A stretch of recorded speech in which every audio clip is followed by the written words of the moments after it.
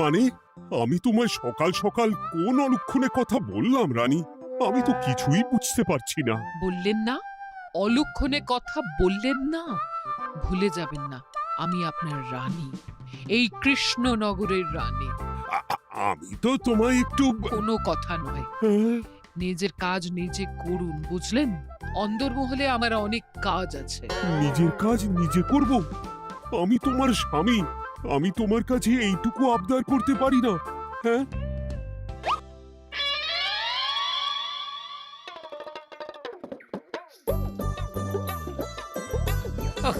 আজ গিন্নির সাথে বচসা করতে গিয়ে দেরি হয়ে গেল। মহারাজ আবার আমার দেরি দেখে রেগে না যান।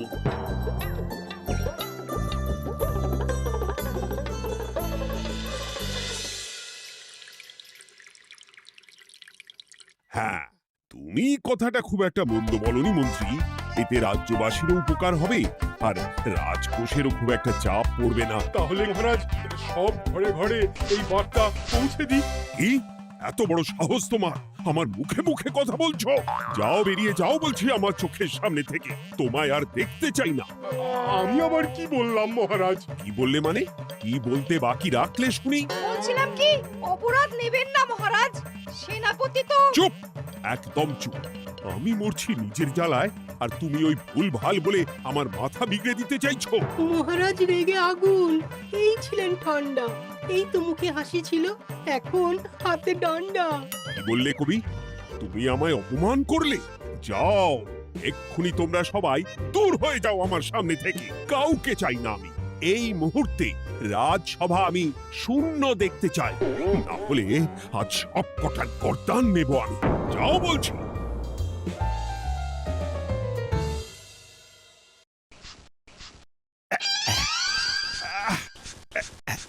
আহা, একটু শান্তি হলো। ভেবেছিলাম রাজসভায় করব তাই রে নাই রে, রাজা দিলেন ঘাড় ধাক্কা, এখন সবাই বাইরে। সে তো তোমার জন্য, তুমিই তো বেমক্কা একটা এমন কবিতা বললে। আহ, কেন এইভাবে চড়ছেন মন্ত্রী মশাই? দোষ তো আপনারও। আপনি তো কি একটা বলে রাজা মশাইয়ের মাথা গরম করে দিলেন। আমি আবার কি বলেছি? আরে মহারাজ তো সেনাপতির ওপর রেগে গেলেন। আরে বাবা, আমি আবার কি করলাম? পণ্ডিত মশাই কি সব বলে দিলেন, তখনই তো মহারাজ। এই আমার নামে একটা অসাধু বাক্য বললেই আমি কিন্তু। এ কি কাণ্ড! কৃষ্ণনগর রাজসভার সভারত্নরা বাইরে বের হয়ে কি মহা হট্টগোল শুরু করলেন। মহারাজ সবাইকে একসাথে ঘাড় ধাক্কা দিয়েছেন। ওরে বাবা, এতগুলো ঘাড়ে রাজামশাই একসাথে ধাক্কা দিলেন কিভাবে? আচ্ছা, দোষটা কে করলো? দোষ করেছে ও, দোষ করেছে ও। দোষ করেছে ও। দোষ করেছে ও। এবারেও কেউ একমত হতে পারলেন না কে দোষ করেছে। আচ্ছা বেশ, কি হয়েছে কেউ একটা খুলে বলুন দেখি। আমি বলছি, মহারাজ বেশ খোশ মেজাজি ছিলেন, কিন্তু হঠাৎ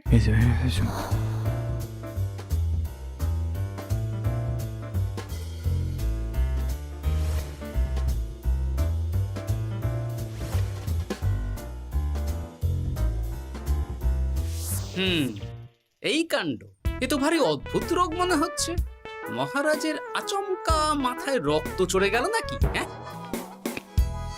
মহারাজ আপনাদের রাজসভায় ডেকেছেন। ওরে বাবা না, যাব না গো আমি, আমার কাছে আমার প্রাণ সবচেয়ে দামি। আমিও যাব না, নির্ঘাত মহারাজ গর্দান নিতেই ডাকছেন। আমিও যাব না গোপাল, আমারও প্রাণের বড় মায়া। আচ্ছা এটা কি কোনো কথা হলো? হ্যাঁ, প্রাণের মায়া কার নেই বলুন তো? আর মহারাজ যে গর্দান নিতেই ডাকছেন তার কি কোনো মানে আছে? অন্য কারণও তো হতে পারে। তুমি কি করে বুঝলে? হ্যাঁ, বুঝতে পারিনি, তবে আন্দাজ করেছি। তোমাদের কথাতেই শুনলাম মহারাজ খোশ মেজাজেই ছিলেন, সহসা রেগে গেছেন। আবার যে সহসা খোশ মেজাজেই ফেরেননি, তাই কি বলা যায়? এটা তুমি বলনি তো বন্ধু, চলো সবে ফিরিয়ে আনি রাজসভার ছন্দ। আরে গোপাল, এসো এসো এসো। তা এত দেরি করলে কেন? বাকিরা কোথায়? তারা আসছেন মহারাজ। আপনি তাদের ডেকেছেন, তাদের ঘাড়ে কটা মাথা যে তারা আসবেন না। কিন্তু মহারাজ, আমি অন্য কথা ভাবছি। কি কথা গোপাল? আপনি নাকি সভায় আজ হঠাৎ সবার উপরে রেগে গিয়ে তাদের সভা থেকে বের করে দিয়েছেন মহারাজ। এ কি সত্যি মহারাজ? আরে না না গোপাল, মোটেও না। বলতে পারো আমি সবার সাথে একযোগে একটা রসিকতা করছিলাম। আমি দেখছিলাম সবাই আমার রসিকতা কেমন বুঝতে পারে। তাই নাকি? আসলে তুমি ছিলে না বলেই এরা কেউ আমার রসিকতা ধরতে পারেনি। এ কি সত্যি মহারাজ? আপনি সত্যি আমাদের উপর কোনো রাগ করেননি? হুম, এ কি এই সব কিছুই আপনার রসিকতা ছিল? ও মা, তাই নাকি মহারাজ? এই যে আপনি শুনিয়ে দিলেন কথা কড়া কড়া, সবকিছুই ছিল আসলে নিছক মজা করা। আহ, আবার যত সব বাজে বকছো তোমরা। এত কথা কেন? তোমরা কেউ আসলে মহারাজ কৃষ্ণচন্দ্রের রাজসভার যোগ্য নও। যাও, যাও, দূর হয়ে যাও। কিন্তু মহারাজ, এই যে আপনি বললেন। আহ, তুমি সবার আগে যাও তো। তুমি হলে সব নষ্টের গোড়া। যাও বলছি, আমার আর ভালো লাগছে না। যাও। জব বাবা।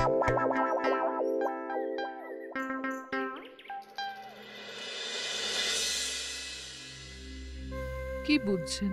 না না না, আমি তো সবই ঠিক দেখছি রানীমা। হ্যাঁ, এটা ঠিক যে নারীর গতি কিঞ্চিত চঞ্চল বটে, তবে তা তো হতেই পারে। বাকি সবটাই ঠিকই আছে। তাহলে এমন হচ্ছে কেন? মহারাজ এইভাবে যখন তখন রেগে যাচ্ছেন কেন? হুম, হুম, হুম।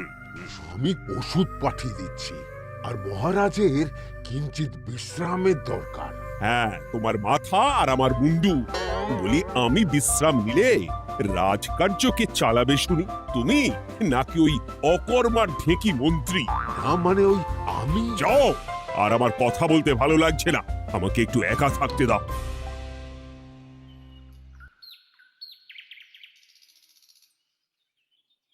ব্যাপারটা কি বুঝলে গোপাল?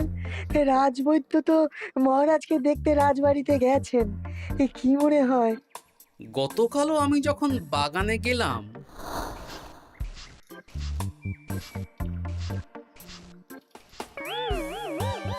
গোপাল, তোমার কি মনে হয় মহারাজকে কোন রোগে ধরেছে? এই রেগে যাচ্ছেন, আবার এই মাথা ঠান্ডা হয়ে গিয়ে ডেকে পাঠাচ্ছেন। আমি বলি কি গোপাল, তখন সবার সামনে বলিনি বটে, তবে এখন তোমার সামনে স্বীকার করতে বাধা নেই। কি কথা বিজ্ঞানী? মহারাজের এই রাগের কারণ হয়তো আমি। আমার মনে হয় আমার দোষেই উনি এরকম বারবার রেগে যাচ্ছেন। কেন? আসলে মহারাজ আমাকে একটা মাথা যন্ত্রণা সারার ওষুধ আবিষ্কারের দায়িত্ব দিয়েছিলেন, তো আমি অনেক চেষ্টা করেও সেই ওষুধটা আবিষ্কার করতে পারিনি। যেটা আবিষ্কার করেছি তাতে সেরকম কাজ হচ্ছে না। আমার মনে হয় ওনার মাথা ব্যথা থেকে এরকম হচ্ছে। সে যাই হোক, তুমি কিছু একটা করো গোপাল। মহারাজের অসুখ কিভাবে সারানো যাবে সেটা নিয়ে কিছু একটা ভাবো। ভাবতে তো হবেই। আজ সন্ধেবেলায় তুমি তোমার বাড়িতে বাকি সভাসদদের ডেকে আনো, আমি সমাধান সঙ্গে নিয়ে সময় মতো চলে আসবো। আচ্ছা বেশ, তাই হবে। আমি এখনই বাকিদের খবর দিয়ে দিচ্ছি। আর বিজ্ঞানী, একটু এদিকে এসো তো, একটা কথা আছে।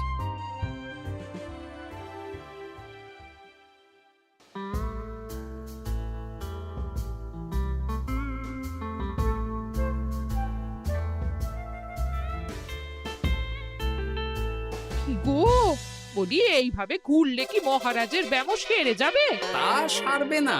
তার চেয়ে এক কাজ করি, কিছুটা আলু আর ছোলা সেদ্ধ করেছি, তার সাথে নুন, লঙ্কার গুঁড়ো আর লেবু দিয়ে মেখে আলু কাবলি বানিয়ে দিই, কি বলো? হ্যাঁ, দাও দাও দাও, মন্দ হয় না। মহারাজের মন উচ্চাটন, তার কি কারণ? মাঝে মাঝে আসছেন আর মহারাজ রেগে আগুন হয়ে যাচ্ছেন, আবার যেই সে ব্যামো ঠিক হয়ে যাচ্ছে মহারাজ সেই আগের মতন।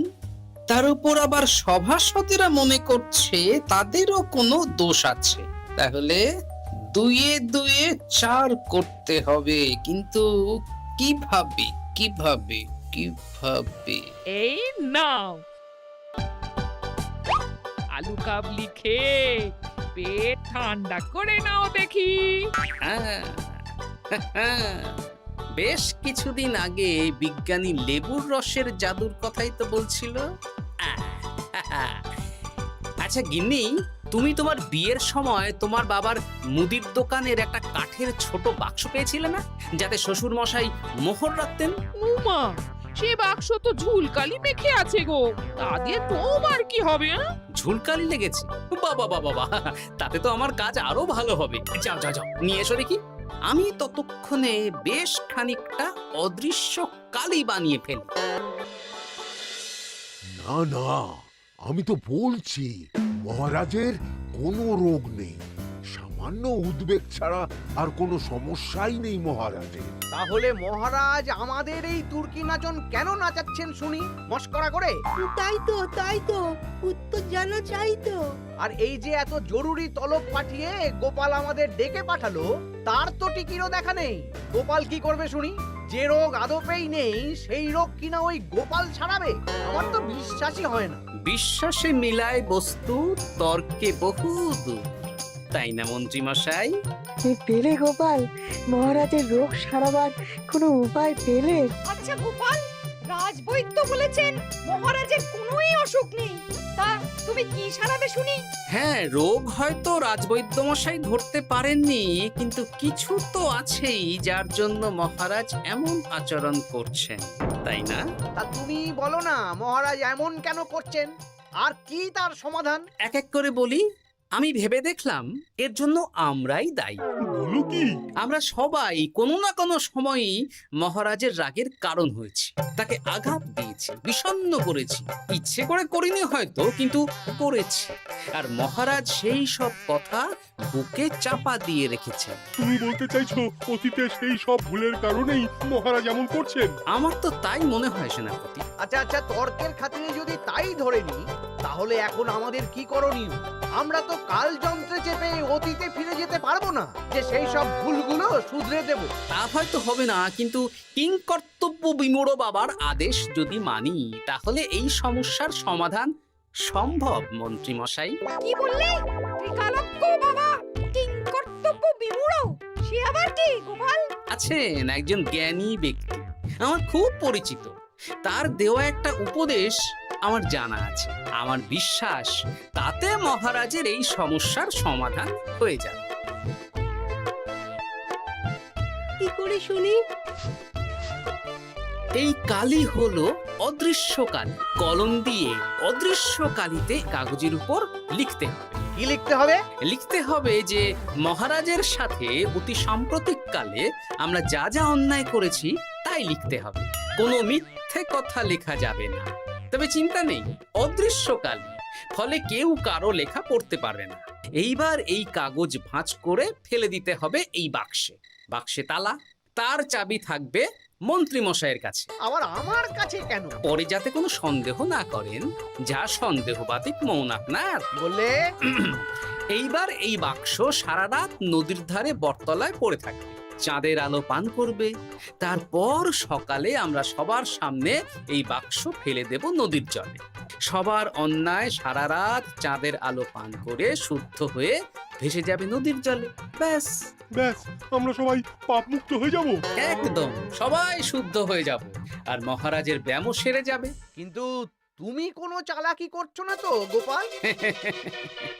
অদৃশ্য কালিতে লেখার সাথে আমি আর কোন চালাকি করব মন্ত্রী মশাই? দেখুন, আমি একটা কাগজে লিখছি। কি কিছু বোঝা যাচ্ছে?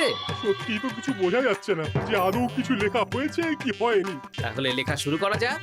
এক এক করে লিখুন আর কাগজ ভাঁজ করে বাক্সে ভরে দিন। আর হ্যাঁ, একদম মিথ্যে কথা লিখবেন না, তাহলে কিন্তু লেখাগুলো অদৃশ্য থাকবে না, ফুটে উঠবে। আচ্ছা গোপাল, বুঝেছি। কলম কালি মন, লেখে 3 জন। মিথ্যে কথা লিখে দিলেই ঘটবে অঘটন। আমি বাক্সটা নদীর পাড়ে সঠিক জায়গায় রেখে আসবো। তারপর কাল সকালে সবাই মিলে এই বাক্স ফেলে দেব নদীর জল। ঠিক আছে?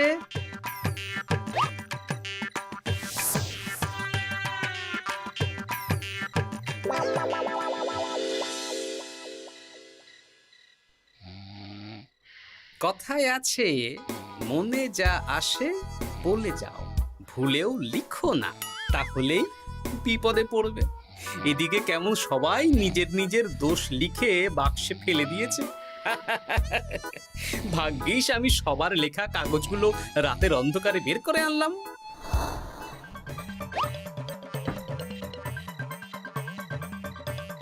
এইবার এই কাগজগুলো ঢুকিয়ে দিলেই কেল্লা ফতে। এখন সবার পাপের স্বীকারোক্তি আমার হাতের মুঠোয়।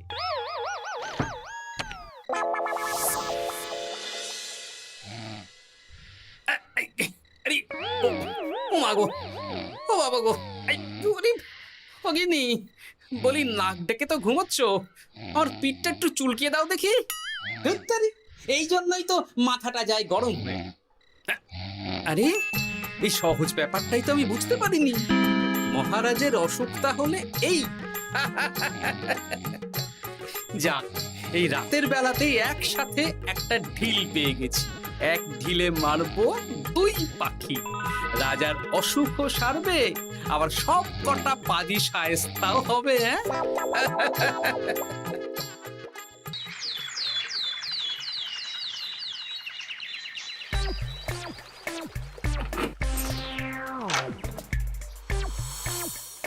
কি এইবার শান্তি হয়েছে তো মন্ত্রী মশাই?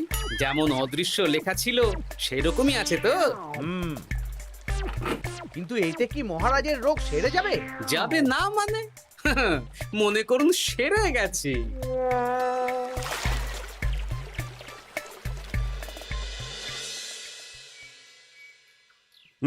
তাহলে আজকে সভার কাজ শুরু করা যাক। ক্ষমা করবেন মহারাজ, সবার কাজ শুরু করার আগে একটা দরকারি কাজ আগে করা দরকার। না হলে আবার কখন আপনি আমাদের কারো উপর রেগে যাবেন আর আমাদের সভা থেকে তাড়িয়ে দেবেন তার তো ঠিক নেই, তাই না? আহ গোপাল, আর বিরক্ত করো না। আমার এত সাহস নেই মহারাজ যে আমি আপনাকে বিরক্ত করব। আমি তো জানি নিজের পিঠ যখন নিজে চুলকোনো যায় না, আর কেউ থাকে না সেই পিঠ চুলকিয়ে দেবার মতো, তখন কিরকম বিরক্তি জেগে ওঠে, তাই না মহারাজ? এ কি গোপাল, তুমি এত কিছু কি করে জানো? জানাই তো আমার কাজ মহারাজ। আর এও জানি যে আপনার এই বিরক্তির পেছনে সভাসদগণের ভূমিকা ঠিক কি। তার মধ্যে তুমিও আছো গোপাল, তাই না? আছি, পুরো মাত্রায় আছি মহারাজ। তবে হ্যাঁ, আমি কিন্তু তাই বলে রাজকোষের হিসেবে গোলমাল করে মহারাজের কোপের কারণ হইনি মন্ত্রী মশাই। এটা কি গোপাল আন্দাজে বলছে?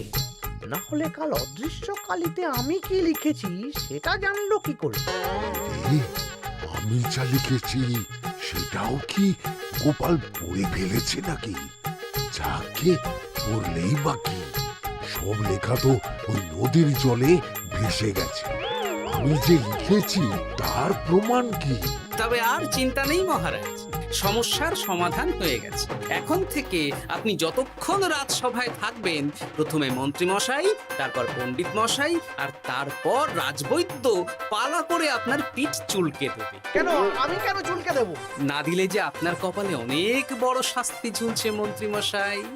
রাজকোষে যে জালিয়াতি আপনি করেছেন তার স্বীকারোক্তি আমি হাজির করব যে মহারাজের সামনে।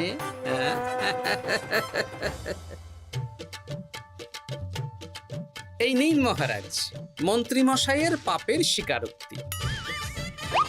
আপনি আগে মন্ত্রী মশাইয়ের লেখাটা পড়ুন, তারপর একে একে সকলের স্বীকারোক্তি দিচ্ছি। এ কি মন্ত্রী, তুমি রাজকোষ থেকে 500 মোহর চুরি করেছো, আর তার বদলে সেই হিসেব তুমি পুকুর পাড় বাঁধানোর খরচ হিসেবে দেখিয়েছো। এই সেরেছে, এটা ফুটে উঠলো কি করে? সে অনেক কাণ্ড মন্ত্রী মশাই, বাকিদের সবারটাই আছে। এত জেনে কাজ কি? না না, জানতে তো হবেই। তাহলে শুনুন, এই অদৃশ্য কালি আসলে লেবুর রস। গতকাল রাতে আমি